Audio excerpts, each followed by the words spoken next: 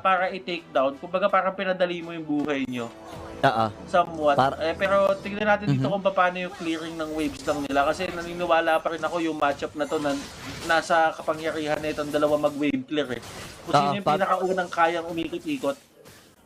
Yun nga, pabilisan lang talaga mag-clear wave.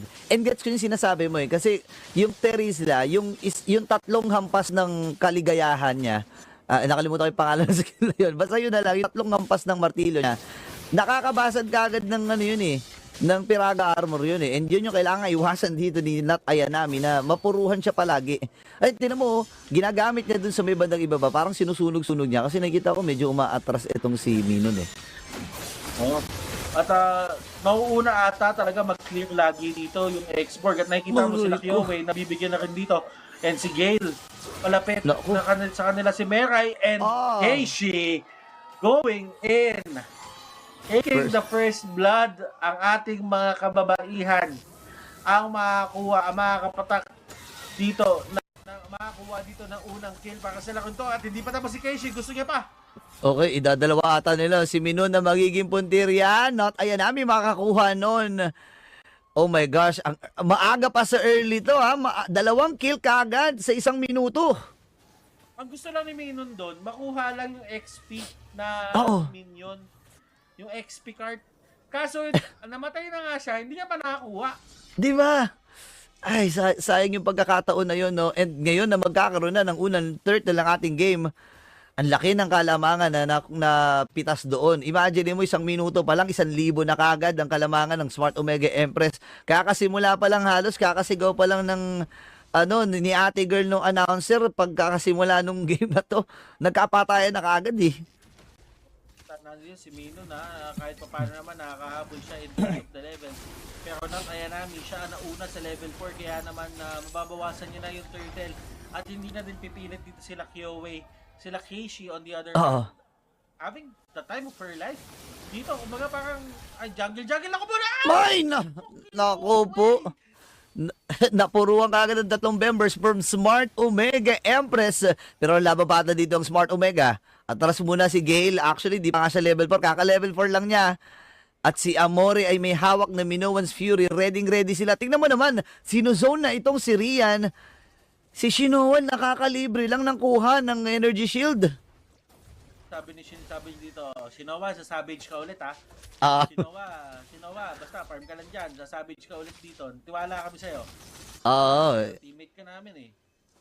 Isipin mo kahapon nga, inubusan na nga siya ng mga heroes. Pero still, nakakuha pa rin siya with that Iksha hero. Pero ngayon, merong I'm offended at knock-up. Sige ngayon ay atras. Talon muna with that stomp. Hindi pa sapat yung kakunatan ni Gale para saluhin yung mga damage from Smart Omega Empress. Shinoa dito, talagang kahit nandyan sa harapan niya si Rian, literal naman na talagang gumagawa na lang siya dito ng ginagamit niya yung kanyang capability ng mas mabilis para nakaka-chipoy siya dun sa may plating. Pero dito nag-blazing duet. Pero yung blazing duet hindi natama yung minion. Pinaatras niya eh. Kasi alam niya na baka mahuli siya eh. Andun si Meray, andun si Keishi. Yung knock-up at saka yung Don't Run Wolf King. I'm offended. Delikado yun. Pero ngayon, ang laki na kagad ng nakalamangan. 2,000 higit. 2.3k gold lead para sa Smart Omega Empress. Kailangan masolusyonan kagad ng Victory Gamers ito. O Victory Song Gamers ito. Tinan mo nga si Amore dito, nakatutok na. Siya ay nakakuha na ng Minoan's Fury at kaya niyang pigilan yung mga pag-arriba dito nila Synchro. Kaya naman tingnan natin dito, Spear of Destruction, hindi tatama. Tatama siya next game. Binigay na nila, sinuko na ang turtle na ito. Smart Omega Empress tuloy-tuloy ang pag-abante. Ngayon Lost Insanity naman, Flicker. May natiramalita buhay dito si Minon. Abang pasok din Electrify and Blow. Wala halos tinamaan. At buhay pa rin ang 2 members dito from Smart Omega Empress. Nag-i-struggle si Kyoai dito na maka-snowball ha. At problema kaliwat kanan, hindi na alam ng ating mid lane at ng roamer kung saan sila pupunta. Di ba? Ang hirap na ito, naguguluhan na rin ang Victory Song Gamers.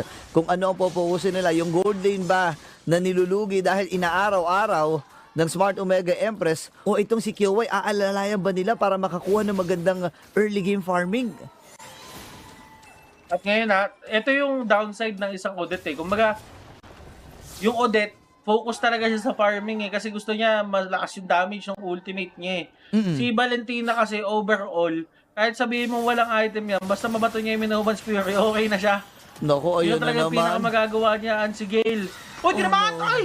Nasibat pa Grabe nga. ka, Shinowa! Ito na naman yung mga Shinowa na Shinowa show.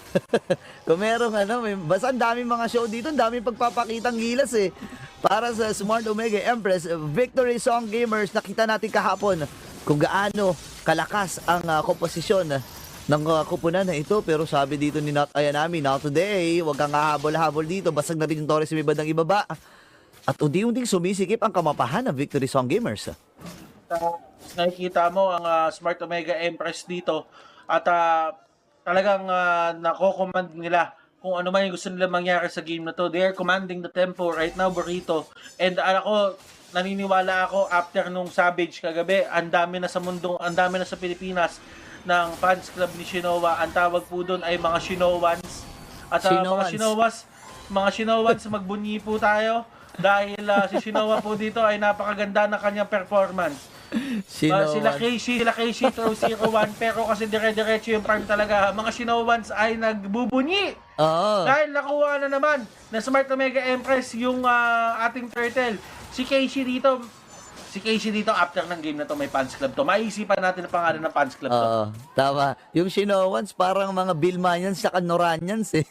Mga Shinowans. Ganun yung vibe eh. Well, Smart Omega, hindi naman nakakapagtaka kasi napakaganda ng pinapamalas yung performance all throughout this MWI 2024.